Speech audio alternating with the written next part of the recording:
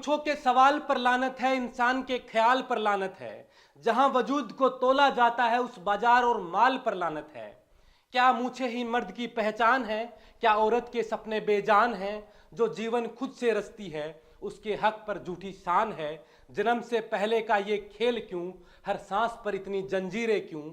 माँ की कोख को छोटा करते ऐसे जहन के जमीर पर लानत है। दुनिया के इस तंग नजरिए पर जो रोकता हर नन्ही किरण को घर, उस अंधकार और सवाल पर लानत है। मूंछों के घमंड पर लानत है। आज से कुछ दिनों पहले राजस्थान उपचुनाव के दौरान मूंछों पर ताव देते हुए आपने चिकित्सा मंत्री गजेंद्र सिंह खींवसर को देखा होगा। भरी सभा में वो कह रहे थे कि खींवसर में उपचुनाव अब की बार उनके मूंछों का सवाल है। अगर खींवसर में भाजपा चुनाव नहीं जीती तो वो अपने मूंछें और बाल मुंडवा लेंगे। हनुमान बेनीवाल को हराने के लिए दिए गए इस बयान की खूब चर्चाएं हुई। राजनीतिक गलियारों में इस बयान को लेकर काफी कयास लगाए गए। जब परिणाम आए तो मंत्री साहब की मूछें और बाल दोनों बच गए, क्योंकि परिणाम भाजपा के पक्ष का था।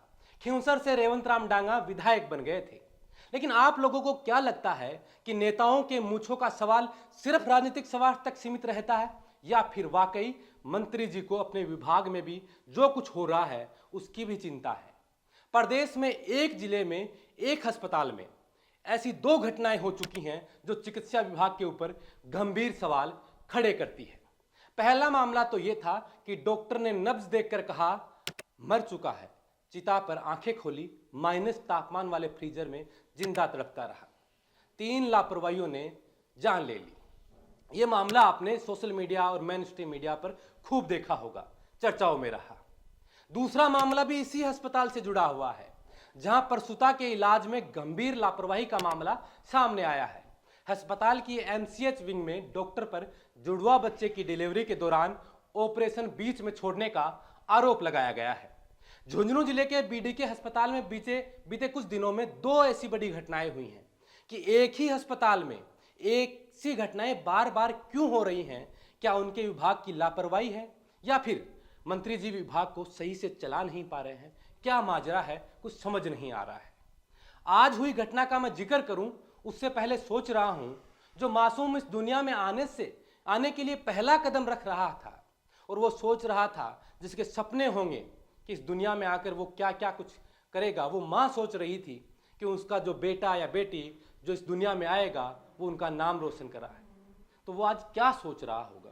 वो जरूर सोच रहा होगा कि जन्म से पहले ही किस्मत लिख दी, सपनों की दुनिया धुंधली कर दी, आंखें खुलने से पहले ही जिंदगी ने खामोशी भर दी। न कोई चाहत न कोई आवाज, सिर्फ अंधेरों का गहरा राज, जहां सांसों ने भी खेला खेल, जन्म से पहले ही तय कर दी चाल। माँ की गोद का सपना था, उसके आंचल का अपना था, पर वक्त ने वो पल छीन लिया, जन्म से पहले ही सब बींद दिया। क्या कसूर था उस मासूम का जो था सृष्टि का उपहार, पर दुनिया की बेबसी ने रोक दिया उसका पहला संस्कार। जन्म से पहले ही मरने की सजा, क्या यही है जीवन की असली मजा?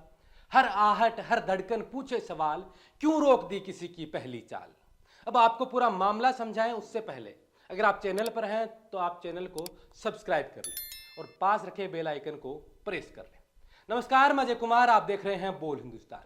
झुंझुनू में भगवान दास खेतान हॉस्पिटल यानी कि बीडीके हॉस्पिटल में प्रसूता के इलाज में गंभीर लापरवाही का मामला सामने आया है। अस्पताल की एमसीएच विंग में डॉक्टर पर जुड़वा बच्चों की डिलीवरी के दौरान ऑपरेशन बीच में छोड़ने का आरोप लगाया गया है। वहीं प्रमुख चिकित्सा अधिकारी पीएमओ ने आरोपों से इनकार किया और कहा कि मामले की जांच में सच्चाई सामने आ जाएगी। महिला के जेठ सहदेव सैनी ने बताया, छोटे भाई गोविंद की गर्भवती पत्नी अनीता देवी को लेकर 13 दिसंबर की रात करीब 8:30 बजे बीडीके हॉस्पिटल पहुंचे थे। रात 1 बजे डॉक्टर आकांक्षा सैनी ने अनीता की डिलीवरी कराई। एक बच्चे की डिलीवरी नॉर्मल हो गई थी। दूसरे बच्चे की डिलीवरी के वक्त डॉक्टर ने नवजात की नाल काटने के बाद ऑपरेशन को बीच में ही छोड़ दिया।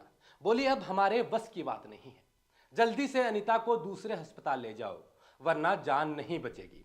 अनीता को ब्लीडिंग हो रही थी, इसके बावजूद डॉक्टर ने ऑपरेशन करने से इनकार कर दिया। प्रसूता 5-10 मिनट में खत्म होने वाली है, ऐसा डॉक्टर ने परिजनों को बताया। हमने उनसे मिन्नतें की, लेकिन स्टाफ और डॉक्टर ने हमें धक्के मारकर निकाल दिया। हम किसी भी तरह के डॉक्यूमेंट, हमें किसी भी तरह के कोई भी कागजात डॉक्यूमेंट नहीं दिए गए। हम प्रसव वार्ड से सीधे सड़क पर आ गए। क्या गुजर रही होगी उस परिवार के ऊपर। इसके बाद वो बताते हैं कि इसके बाद हम प्रसूता को निजी हॉस्पिटल ले गए। वहाँ हमसे बीडीके हॉस्पिटल के दस्तावेज मांगे गए, लेकिन हमारे पास तो कागज थे ही नहीं, क्योंकि हमें तो कागज दिए ही नहीं गए। हमने कागज के लिए हॉस्पिटल में 4-5 चक्कर काटे। निजी हॉस्पिटल की डॉक्टर ने बताया कि बच्चेदानी में 500 ग्राम रुई ठूस रखी थी। हॉस्पिटल में मर्द बच्चा पैदा हुआ।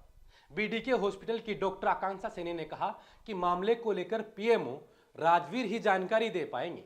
अब पीएमओ साहब कहते हैं कि एक बच्चे में धड़कन थी ही नहीं। जो बच्चा जीवित था वह पहले पैदा हो गया था। जिस बच्चे में धड़कन नहीं थी वह नीचे नहीं आया था। इसलिए ड्यूटी डॉक्टर ने कहा कि थोड़ा इंतजार करते हैं।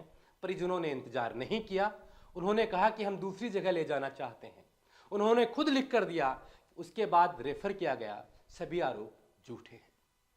मामले को लेकर कमेटी का गठन कर जांच करा लेंगे और यह कहकर अपनी जिम्मेदारी से पल्ला झाड़ लिया गया।